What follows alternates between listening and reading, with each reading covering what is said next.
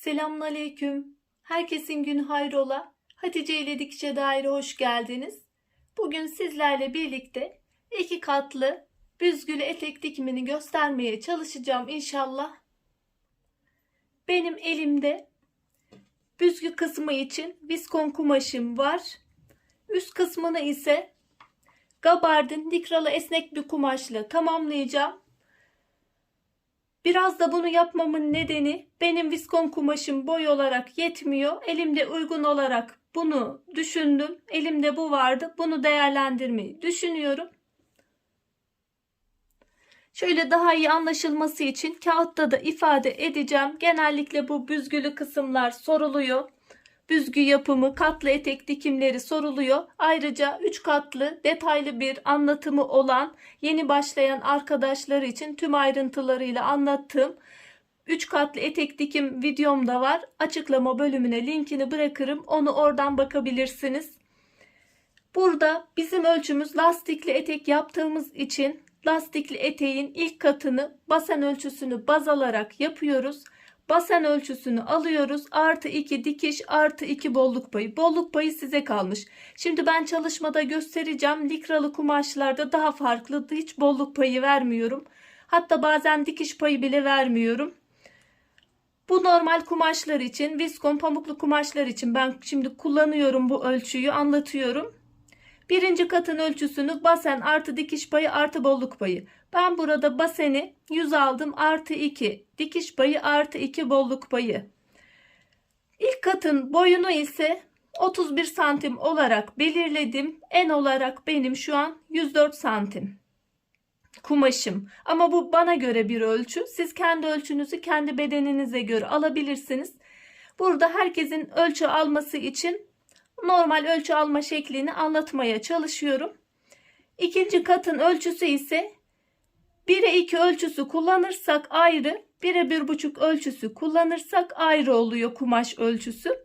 1'e 2 ölçüsünde ise birinci katı ne kadar almıştık? 100 santim almıştık. İkinci katın ölçüsü ise 2 ile çarpıyoruz. 2 katı büzgü yapmış oluyoruz. 1'e 1,5 ölçüsünü kullanırsak eğer baseni alıyoruz. Basen ne kadardı? 100. Artı basenin yarısı. Basenimiz ne kadar? 100. Yarısı 50 santim. Artı 50 santim. Basen 100. Yarısı 50. 150 santim. 1'e 1,5 ölçüsünde. Eğer 1'e 2 ölçüsünde 2 kat kumaş gidiyor. 1'e 1,5 ölçüsünde ise bir tam bir de yarım. Bir tam alıyoruz. Bir de yarım alıyoruz. Bir tam bir de yarım alıyoruz. Eğer ben 1-2 kumaş ölçüsü bana çok fazla bol istemiyorum derseniz 1'e 1,5 ölçüsünü tercih edebilirsiniz. Dökümlü kumaşlarda 1'e 2 ölçüsü gayet güzel oluyor. Linkini bıraktığım etekte 1'e 2 ölçüsünü kullandım ben. O şekilde de yapabilirsiniz. İkinci katın boy ölçüsünü kendi boyunuza göre ayarlamanız gerekiyor. Bu ilk katın ölçüsünü etek boyunuzdan ilk katın ölçüsünü ekstra bir de katlama paylarını bel için katlaması, etek ucu için katlamasını vereceğiz. Burada mesela 31 aldım. Katlamalarla birlikte 37 santim. Etek boyunuzdan 37 santimi çıkarırsanız bu kısmın ölçüsünü bulabilirsiniz. Ben ortalama olarak 77 santim aldım. 1,65-66 boylarına ideal. 2 santim daha artırabilirsiniz. Ölçü boyunuza göre düşürebilirsiniz. Etek boyunuzdan ilk kumaşın ölçüsünü ve katlamaları çıkardığınız zaman boy ölçüsünü size vermiş oluyor. Çalışmamıza geçmeden önce kanalıma da ücretsiz bir şekilde abone olup yandaki zili de aktif hale getirirseniz yüklediğim tüm videolardan haberdar olabilirsiniz. Ayrıca Instagram'dan Hatice ile hesabından da takip edebilirsiniz. Oradan da isteklerinizi ulaştırabilirsiniz. Videolarımı da beğenirseniz sosyal medya hesaplarından paylaşırsanız sevinirim. Bana da destek vermiş olursunuz. Şimdi çalışmamıza geçelim. Ben kumaş boyunu 77-78 santim olarak aldım ikinci katın boyunu. Benim kumaşım 90 santimlik bir kumaş. Genişlik olarak 90 santim. Burada 1-2 ölçüsünü kullanıyorum ama birazcık yetersiz kumaşımın en olarak. 20 santime yakın bir yetersizliği var ama hiç sorun etmeyeceğim. Büzgüyü hafif biraz açarak onu da kapatmış olacağım. Yani kumaşım tam tamına gelmiyor, büzgülerim açık mı olur demeyin. Onu da ayarlayabilirsiniz kumaşınıza göre. 2 boy kumaş olarak kullanıyorum. İkinci katta. İkinci katın kumaşı.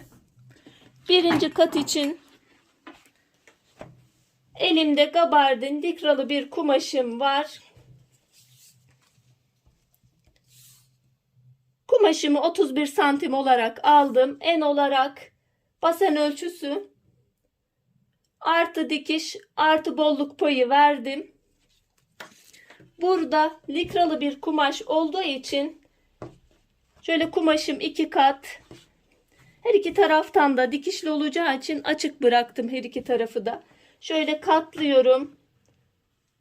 4 kat şeklinde yaptım. Şöyle bel tarafından bir 5 santim 4 santim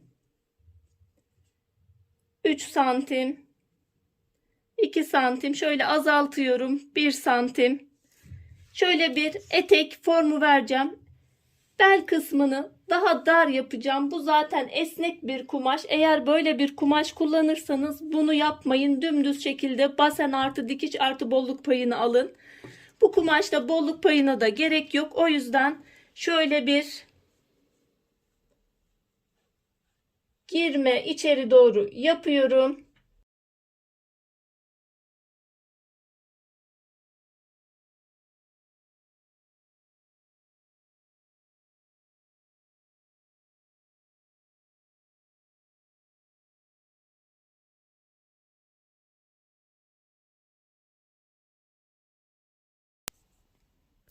Ayrıca bir de ön parçada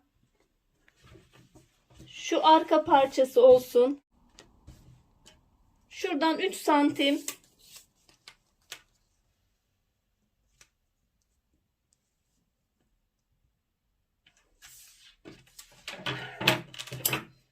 şöyle kenar dikiş kısımlarına doğru orta kısımdan sıfırlayacağım.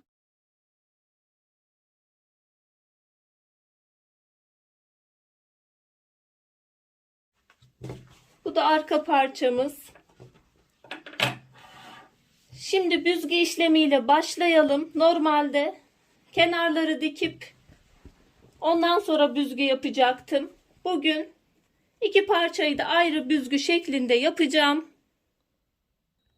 Büzgü yapımını tansiyon ayarımızı en yükseğe alıyoruz. 9'a aldım. Dikiş adım uzunluğunu en seyrek dikişi alıyorum. Ayarladıktan sonra makinamız kendisi büzüyor. Şöyle yakından gösteriyorum. Bu şekilde büzüyorum. O taraftan galiba tam belli olmadı. Şöyle kendiliğinden büzmüş oluyor. Makinanız güzel büzmüyorsa büzgü ayakları var. Büzgü ayaklarınız elinizde yoksa elinizde teyel ile bile büzebilirsiniz. Teyelle de 50 teyelle büzülmüş videolarım da var.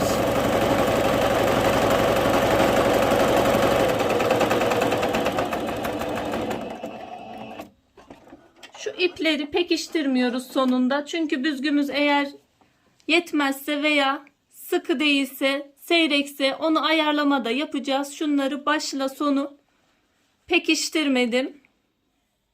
Uzun bıraktım. Şimdi diğer parçayı da yapıyorum. Pekiştirmeden ayarlarımı ayarladım. Tansiyon ayarım 9'da. Dikiş adım uzunluğum en seyrek dikişte. Makine gayet iyi büzdü. Bu şekilde rahatlıkla büzebilirsiniz. Makineniz şayet büzmeyebilirdi. Her makinenin büzgü ayarı bir değil. O zaman elinizde de büzebilirsiniz. Benim alt kumaşımda biraz kumaşım yetersiz diyordum. Onu büzgüde büzgüm makinamda çok güzel büzdüğü için kumaşıma, üst kumaşıma, birinci katın kumaşına büzgülerim yeterli gelmiyor. Büzgülerim daha sıkı kalıyor. Şöyle hafif büzgülerimi açıyorum. Her iki taraftan da açacağım. Dengeli bir şekilde açma yapıyorum. Bu şekilde de rahatlıkla büzgülerinizi ayarlayabilirsiniz. Üstteki kumaşa nasıl ayarlayacağım diye düşünmeyin. Bu şekilde yapın. Her iki taraftan da pekiştirmeden iplikleri uzun bırakın. Büzgü ayarını ayarladıktan sonra kumaşımızın düz tarafına şöyle birinci katımızın kumaşı düz tarafına gelecek. Yüzü yüzüne bakacak. Şöyle düz yüzler içte kalacak şekilde şu şekilde iğneleyeceğiz. İğnelemeyi şu büzgü tarafından yapıyorum. Makinede dikerken büzgü tarafını üste alacağız. Dikimimizi kolaylaştırmak için iğnenin de üstte kalması daha makbul.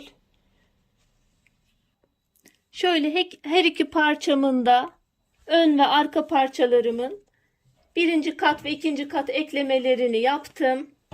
Şöyle arkadan bu şekilde olacak. Buranın dikişlerini dikiyoruz. Overlocklarını gidiyoruz. Burada dikkat etmemiz gereken şu büzgüdeki dikişin dış kısımda kalması gerekiyor. Büzgünün iç tarafından şu tarafından dikişimizi dikeceğiz.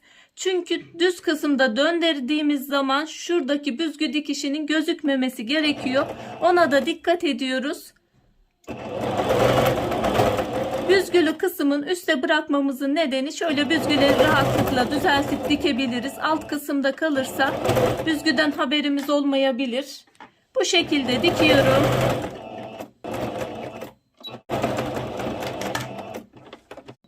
Zikzak ayarıyla da temizlemesini yapıyorum. Şöyle eklemelerimi yaptım. Şöyle birbirine eklemelerini yaptım. Birinci kumaşla ikinci kumaşın arkadan da zikzak ayarıyla temizlemesini de yaptım.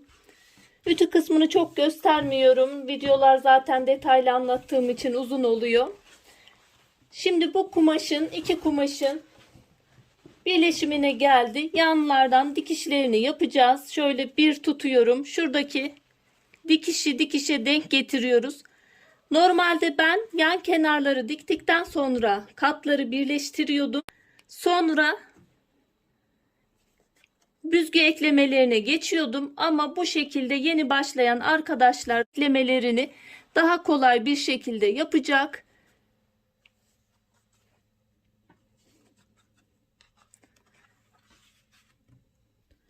Şimdi şu yan dikişlerin dikişini dikiyoruz.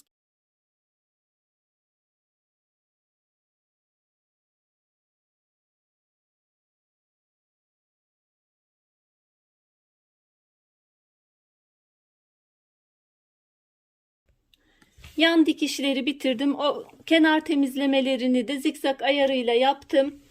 Şimdi bel kısmına geçeceğiz. Ayrıca şurada bir baskı dikişi uygulanacak ama ben bu kısımda güpür kullanacağım. O yüzden baskı dikişini yapmıyorum. Onu güpür dikerken yapmış olacağım. Bel kısmına geçiyoruz. Bel kısmında isterseniz şöyle 1 santim katlama yapın. Lastiği yerleştirin, üzerine getirin.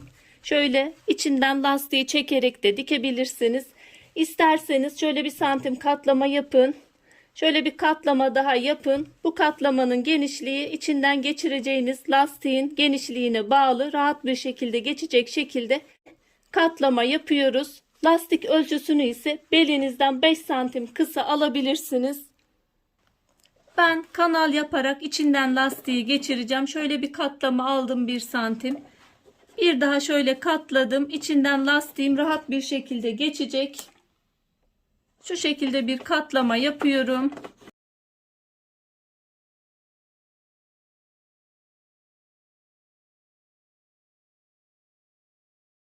Lastik geçirmek için küçük bir kısım bırakıyorum. Onun dışında kalan kısmı diktim. Şöyle lastiğimi firkete iğne yardımıyla geçiriyorum. Beyaz lastik gösterdim ama siyah dikeceğim. Orada koyu koyuya geldiği için belli olmuyordu. Daha iyi gözüksün diye o şekilde yaptım. Lastiğimi geçiriyorum. Lastiği geçirdikten sonra şu şekilde değil de şöyle üst üste yerleştirerek her iki taraftan dikiyoruz. Lastiğimi her iki taraftan diktim. Şöyle içine doğru yerleştiriyorum. Büzgüleri düzenledim. Şöyle lastiği çektirerek düzenliyoruz büzgüleri. Biraz büzgüleri ben arka kısımda bıraktım. Şu açık bıraktığımız kısmı da dikiyoruz. Lastik geçirmek için. Yıkandığında lastiğin dönmemesi için orta kısımdan da bir dikiş gidiyorum. Aynı şekilde çektirerek dikiyorum. Şimdi etek uç katlamasına geçiyoruz. Etek ucunda şöyle bir katlama yapıyorum. Bir daha katlama yapıyorum. İki şekilde katlayarak dikiyoruz. Kumaşımızı bir katlıyoruz. Bir daha katlama yapıyoruz. Aşağı yukarı 1 santime yakın yapıyorum.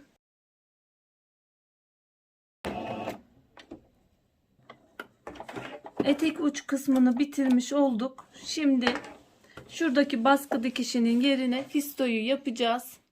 Benim elimde şöyle bir güpürüm var. Onu kullanacağım. Eğer güpür dikmeyecekseniz şöyle 1 milimden baskı dikişi uygulayabilirsiniz. Şu kısımdan.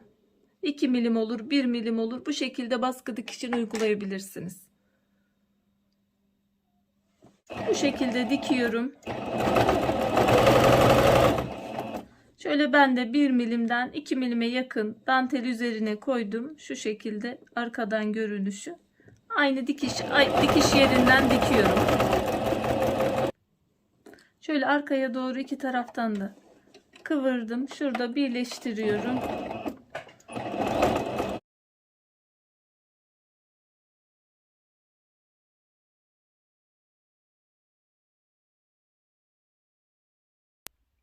Ben şöyle çalışmamı bitirdim. Eteğimi tamamladım. Son şekli bu şekilde.